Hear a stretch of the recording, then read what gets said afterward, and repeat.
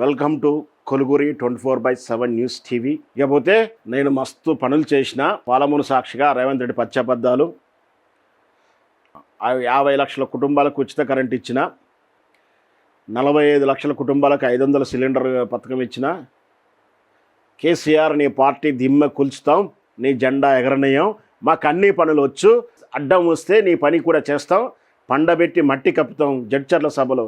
అసలు నిజంగా ఒక నాయకుడికి ఉన్న లక్షణాల కేసీఆర్ నీ పార్టీ దిమ్మలు కూల్చుతాం, అడ్డం వస్తే నీ పని కూడా చేస్తాం, పండబెట్టి మట్టి కప్పుతాం. కేసీఆర్ని నీ వయసు ఎంత, నీ అర్హత ఎంత, నీ చదువు ఎంత, నీకున్న ఎలిజిబిలిటీ ఏంటి, ఒకసారి కేసీఆర్తో పోల్చుకుంటే బాధ అవుతుంది. నిబద్ధతలకు, అవకాశవాదులకు నిజంగా ఒక ముఖ్యమంత్రి గారిని విమర్శించాలంటే బాధ అనిపిస్తుంది. కానీ ముఖ్యమంత్రిని వ్యక్తిగా స్థానంలో ఉన్న వారిని, నాకైతే ఆయన ముఖ్యమంత్రిగా కాకుండా రేవంత్ రెడ్డిగా ఆయనకు జ్ఞానోదయం కలగాలన్న కోరిక. ఇట్లా పండబెట్టి మట్టి కప్పుతా అంటే ఏమిటి అర్థము? హత్య చేస్తారా, చంపేస్తారా? ఇదా ఒక రాష్ట్ర ముఖ్యమంత్రి మాట్లాడించిన తీరు? ఇదా? వీటి మీద ఎందుకు హత్యా ప్రయత్నం కేసు పెట్టకూడదని నేను ప్రశ్నిస్తూ ఉన్నా. ఇంత బహిరంగంగా అడ్డం వస్తే నీ పని చేస్తా, మాకు అన్ని పనులు వచ్చంటే అర్థమైంది? బెదిరిస్తున్నారా? టెక్నికల్గా పదాల్లో మాట్లాడుతున్నారా? ఇలా మాట్లాడొచ్చా? చట్టాలు అవే నేర్పాయా? రాజ్యాంగం అలాగే చెప్తుందా? మరి ఇకపోతే మీ గురువులు నేర్పిన విద్య అలాగే ఉందా? రాజకీయం అలాగే చేస్తారా? హత్యా రాజకీయాలా, ఫ్యాక్షన్ రాజకీయాలా? మనదేమైనా పక్క రాష్ట్రంలో ఉన్న ఒక విభాగం ఉందిగా, రాయలసీమ ప్రాంతం, అలాంటి ఫ్యాక్షన్ రాజ్యం అదేమన్నా? నికార్సైన సస్యశ్యామలమైనటువంటి హిందూ ముస్లింలు కలిసి ఎంత కులాలు కూడా పక్కకు పెట్టి చేసుకుని మాట్లాడేటటువంటి పెద్దయ్య, పెదనాయన, బావ, బామ, మామ, అల్లుడు, హిందూ ముస్లింలు మాట్లాడుకుంటారు, కులాల మధ్య మాట్లాడుకుంటారు, అన్న వదిననే మాట్లాడతారు. నిజంగా మూడో వ్యక్తి చూస్తే నిజంగా వీళ్ళు అన్నదమ్ములేమో, మామ అల్లుళ్ళేమో, అక్కా చెల్లెళ్ళేమో అనుకుంటారు. అంత ప్రేమగా ముస్లిమ్స్, హిందువులలో అన్ని కులాస్తులు, పెద్దవాడు చిన్నవాడు ఎవరు కూడా కనపడగానే కాకానే పిలుస్తాం పెద్ద మనిషిని, అరే ఇట్రారా అని ఎవరు అన్నారు.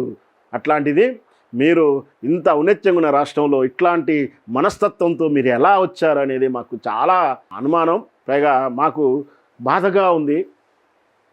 మీకు ఇక్కడ ఈ పత్రికలో ఇలా కొటేషన్ లేదు, కానీ చర్చిద్దామా 10 ఏళ్ళ అభివృద్ధిని అని అంటున్నాడు. చర్చిద్దాం, కంపారిటివ్ నేను కూడా చూపిస్తాను, మీ దగ్గర ఏమైనా ఉంటే కూడా చూపించండి, తప్పేం లేదు. ప్రజలు అన్నీ తెలవాలి. నిజంగా మీరే గొప్ప వాళ్ళైతే ఈ 2.5 సంవత్సరాలు 28 నెలలనే మీరు గొప్ప వాళ్ళైతే, నిజంగా 30 నెలలు అయింది అనుకుంటా, బహుశా 30, మీరే గొప్ప వాళ్ళైతే స్వాగతిద్దాం, చూద్దాం. మీరే ఆ సవాలు విసిరారుగా. సవాలు విసిరేటప్పుడు పబ్లిక్లో ఉండి విసిరడం కాదు, టేబుల్ టు టేబుల్ కూర్చొని మాట్లాడాలి. అది కదా సవాల్ అంటే. ఊరికనే రా చూసుకుందామంటే ఎట్లా? ఎక్కడో వాడు ఇంట్లో ఉంటాడు, నువ్వు బయట ఉంటావు. అలా కాదు కదా, పద్ధతి కాదు కదా. ఊరికనే 150 రూపాయలు బిర్యానీ, 150 రూపాయల క్వార్టర్ ఇస్తే వచ్చిన జనాన్ని మూలాడబెట్టుకొని ఏదొస్తే అది మాట్లాడడం సభ్యత కాదు. ఇలా సవాలు విచ్చడం అసలే కాదు. మీకు లెక్కలు కూడా చూపిస్తాను ఇప్పుడు. ఇరిగేషన్పై సీఎంకు అవగాహన లేదు, రైటు. సింగరేణిలో 1600 కోట్ల కుంభకోణం, బల్క సుమన్ అరెస్టు కారణం ఏంటో అర్థమైపోయింది కదా. సింగరేణిలో 1600 కోట్ల కుంభకోణం, 45 లక్షల టన్ను బొగ్గు మాయం. ఇక్కడ ప్రజలారా, తెలంగాణ బిడ్డలారా, మన తెలంగాణ కొంగు బంగారం, తెలంగాణ సిరి బంగారం, తెలంగాణ నుదుట కిరీటం మన సింగరేణి నల్ల బొగ్గు, సింగరేణి బంగారం, నల్ల బంగారం. దాన్ని మీద పెత్తనం చేసి ఎత్తకపోవాలని గద్దలు ఎదురు చూస్తూ ఉన్నాయి, కాషాయి గద్దలు ఎదురు చూస్తూ ఉన్నాయి. నేను స్పష్టంగా చెప్తున్నాను, ఈ సింగరేణి నానా రూపాలు, రామగుండం, సింగరేణి, ఇవన్నిటిని కూడా వివిధ రూపాలలో నష్టాలకు నెట్టి, సమస్యలకు నెట్టి, దానికి పరిష్కారం, ఏకైక పరిష్కారం మేము ఆదుకుంటాం, మావాడు గొప్పవాడు, మా త్యాగశీలు వస్తున్నాడు, మేము ఆదుకుంటామని చెప్పేసి ఆదాని, అంబానీలకు ఎవరికో తాకట్టు పెట్టడానికే కుట్ర లోపాయికర జరుగుతూ ఉంది. ఆ లోపాయికి కిరాయి పని చేస్తున్నాడు, వాళ్ళకు ఉడిగం చేస్తున్నాడు. వీళ్ళ బలహీనత అడ్డం పెట్టుకొని, వీళ్ళలోని ఆశను అడ్డం పెట్టుకొని, అత్యాశను అడ్డం పెట్టుకొని ఈ కుట్ర చేస్తున్నారు. ఇద్దరు కలిసి బొగ్గు స్టాకును మాయం చేశారట. 1600 కోట్ల రూపాయల బొగ్గు రికార్డులో కనిపిస్తలేదు. రికార్డుల్లో ఉండాల్సిన బొగ్గు కనిపిస్తలేదని చెప్పి స్కామ్ చెప్తా ఉంది. వీటి నుంచి నిజాలు నిగ్గు తేలాల్సి ఉంటుంది. అందుకనే బల్కసుమన్ని అరెస్ట్ చేశారు. బల్కసుమన్ని అరెస్ట్ చేస్తే భయపడే జైల్లోనూ బయటనో ఎక్కడో విచారణ థర్డ్ డిగ్రీలు పెట్టి ఆయన లొంగ తీసుకుని ఆయన నోరు మూస్తే విషయం బయటికి రాదనుకుంటున్నారు. కానీ చూద్దాం ఏం జరుగుతుందో. పాలమూరు సాక్షిగా రేవంత్ రెడ్డి పచ్చాబద్దాలు నిజమే కదా, ఎంఎంటీఎస్లో ఫ్రీ జర్నీ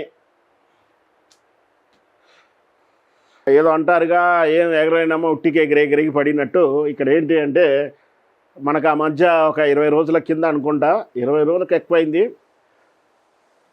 ఎంఎంటీఎస్ ట్రైన్లో కూడా ఉచితంగా మా ప్రయాణం మహిళలకే కాదు మనిషి అయినా వాడు ఎవడెక్కినా సరే ఫ్రీ.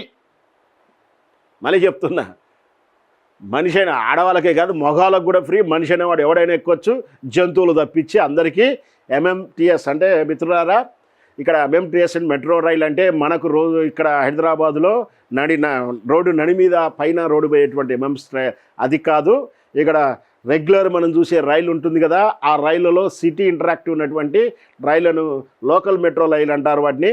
ఆ లోకల్ మెట్రో అంటే నగరానికి కనెక్టివిటీ ఉన్నటువంటి కొంచెం గ్రామీణ స్థాయి వరకు నడిచేటువంటి రైళ్లను మెట్రో రైల్స్ అంటారు. అవి కూడా అవి ఏంటంటే ఊర్లో నుంచి హైదరాబాద్ నగరానికి రోజు పాలు కూరగాయలు, ముఖ్యంగా ఇవే పాలు కూరగాయలు, ఇతరటువంటి సామాగ్రిని వ్యాపారానికి లేదా జీవనోపాధికి తీసుకొచ్చడానికి, లేదా ఈ హైదరాబాద్ జీవనంలో బ్రతకలేనటువంటి వాళ్ళు, కాస్ట్ లివింగ్ కోసం దూరంగా బ్రతికే వాళ్ళు, లేదా ప్రకృతిని ఇష్టపడి దూరంగా బ్రతికే వాళ్ళు, అక్కడ నెగిటివ్లు అంతా కూడా హైదరాబాద్కి వచ్చి ఉద్యోగం చేసిపోయేటోళ్ళు, ప్రైవేటు గవర్నమెంట్ ఉద్యోగస్తులు ఎవరైనా సరే ఆ మెమ్ ట్రైన్ను వాడుతూ ఉంటారు. అది బాగా కన్వీనియంట్గా ఉంటుంది వాళ్ళకు.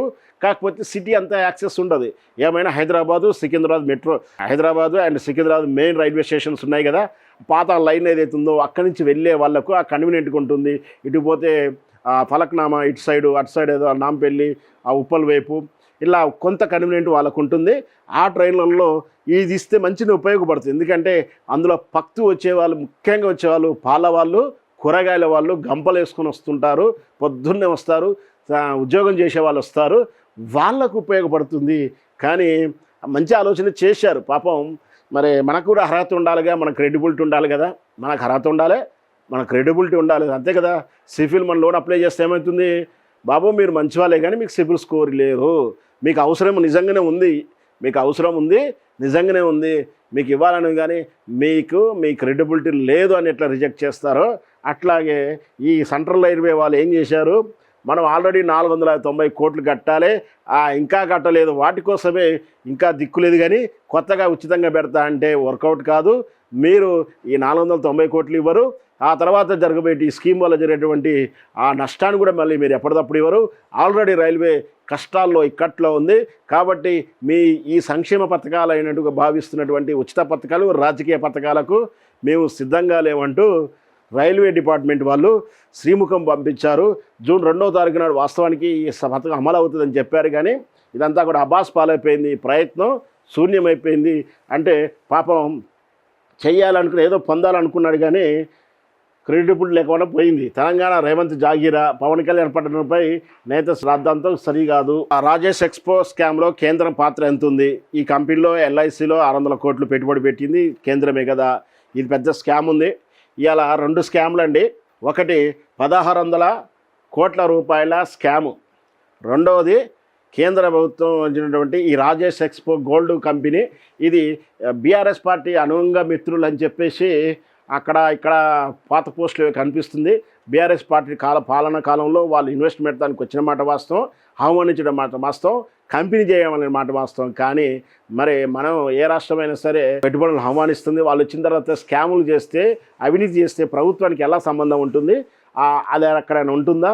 అంటే మనం ఏదో మంచి చేయమని ఒక హాస్పిటల్ పెట్టుకో అని చెప్తే వాడు హాస్పిటల్ పెట్టుకున్న తర్వాత కిడ్నీల వ్యాపారం చేస్తే ప్రభుత్వానికి ఏ సంబంధం ఉంటుంది. కానీ ఇంకా ముఖ్యంగా చెప్పాలంటే అసలు ఈ రాజేష్ ఎక్స్పోర్ట్ కంపెనీ అనేటువంటి గుజరాతీ పెట్టుబడిదారు మనందరికీ తెలిసిందే. ఈ గుజరాతీలో అటువంటి ఆర్థిక దోపిడీ ఈ దేశాన్ని అంతా కూడా దోచింది ఎవరంటే ఆ గుజరాతీ ఉత్తరప్రదేశ్ గుజరాతీసు ఆ మార్వాడి తెగకు చెందిన వాళ్ళే కదా. మరి వాళ్ళ తెగ అంటే గుజరాతీలు అంటే భారతీయ జనతా పార్టీ వాళ్ళకు ఉన్నటువంటి సంబంధాలు కూడా ఫోటోలు కూడా వైరల్ అవుతున్నాయి. అవి కూడా చూపించే ప్రయత్నం చేస్తా. ఇక్కడ రేవంత్ రెడ్డి గారు ఇచ్చిన సవాల్కి స్పెషల్గా డిస్కస్ చేద్దాం. ఇగో నిన్న చెప్పింది అదే కదా, 1వ తేదీన జీతాలు లేవు, ఆసుపత్రిలో ఓపీ సేవలు లేవు, ప్రచారానికే పరిమితం అయిపోయింది.